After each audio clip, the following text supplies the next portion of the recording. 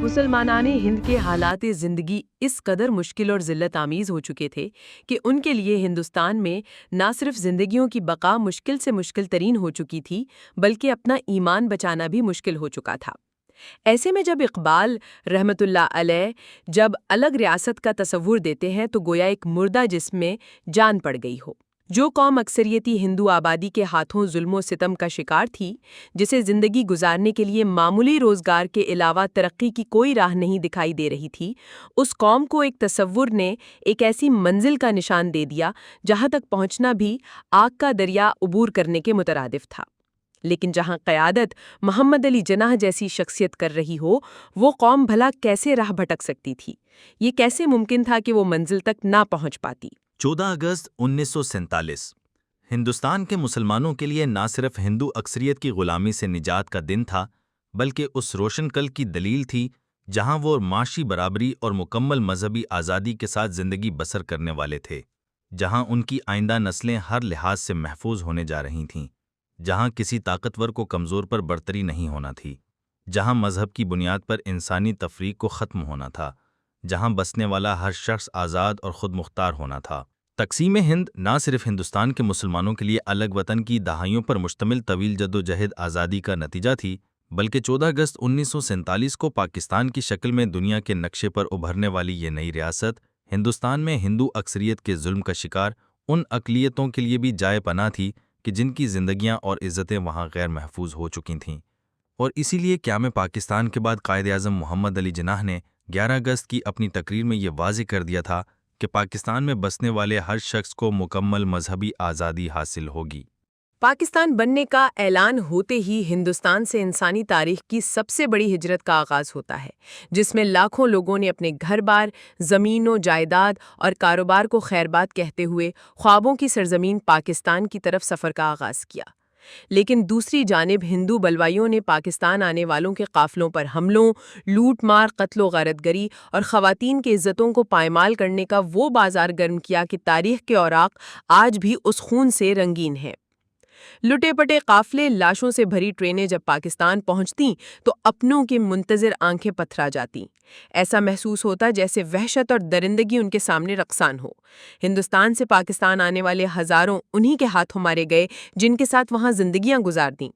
ہندو سکھ گٹھ جوڑ نے اپنے ملک پاکستان آنے والوں کی لاشوں کی بھی یوں بے حرمتی کی کہ انسانی تاریخ آج بھی اس ظلم و ستم پر شرمندہ ہے۔ دہائیوں کی جدوجہد رنگ لائی اور مسلمانان ہند کو آزاد وطن نصیب ہوا۔ ہزاروں نوجوان بہنوں، ماؤں کی عزتوں، معصوم بچوں اور بوڑھوں کی جانوں کے بدلے آزادی مسلمانان ہند کا مقدر بنی۔ جو یہاں پہنچے وہ اپنی قسمت پر نازاں تھے کہ اپنے خوابوں کی تعبیر پالی۔ اب وہ اور ان کے بچے یہاں آزادی کے ساتھ زندگی گزاریں گے۔ انہیں ہر طرح کی معاشی ترقی میں برابر کا حق ملے گا۔ اپنے مذاہب کے مطابق زندگی گزارنے کی مکمل آزادی ہوگی۔ کسی طاقتور کو کمزور پر برتری نہیں ہوگی۔ اپنی مرضی سے زندگی جینے کا حق ہر شہری کو حاصل ہوگا۔ وقت مرہم بنا، ہجرت کے زخم بھرنے لگے، اپنوں کے بچھڑنے کے صدمات بھی رفتہ رفتہ کم ہوتے چلے گئے۔ وقت کا پہیہ چلتا رہا اور پاکستان میں زندگی کے ایک نئے سفر کا آغاز ہو گیا۔ بانی پاکستان قائد اعظم محمد علی جناح کی قیادت میں ملک کو ترقی دینے کا ایک جذبہ یوں کار فرما ہوا کہ چند کروڑ ایک قوم بن گئی۔ ہندوستان سے ہجرت کر کے پاکستان آ بسنے والی اقلیتوں کو بھی یقین تھا کہ پاکستان میں وہ اقلیت نہیں بلکہ برابر کے شہری ہوں گے اور انہیں بھی قائد کے فرمان کے مطابق ہر طرح کی مذہبی اور شخصی آزادی حاصل ہوگی اور وہ بھی سبز پرچم کے ساتھ سفید حصہ بن کر فضا میں لہراتے رہیں گے۔ لیکن اس چند کروڑ کی آبادی میں بھی چند ایسے نکل آئے کہ جنہیں بانی پاکستان کو کھوٹے سکے کہنا پڑا۔ اور پھر عوامی حق نمائندگی کو تسلیم نہ کرنے کی ضد میں ملک دو ٹکڑا ہو گیا۔ ان کھوٹے سکوں نے مملکت خداداد میں بسنے والوں اور قدرتی وسائل سے مالا مال اس سرزمین کے ساتھ وہ سلوک کیا کہ آج پاکستان میں بسنے والا ہر شخص مذہبی انتہا پسندی سے خوفزدہ ہے۔ وہ جو ہندوستان میں مذہبی اقلیت ہونے کی بنا پر ہندوؤں سے ڈرے سہمے رہتے تھے، وہ آج پاکستان میں مسلم اکثریت کے ساتھ انسانی برابری کا دعویٰ نہیں کر سکتے۔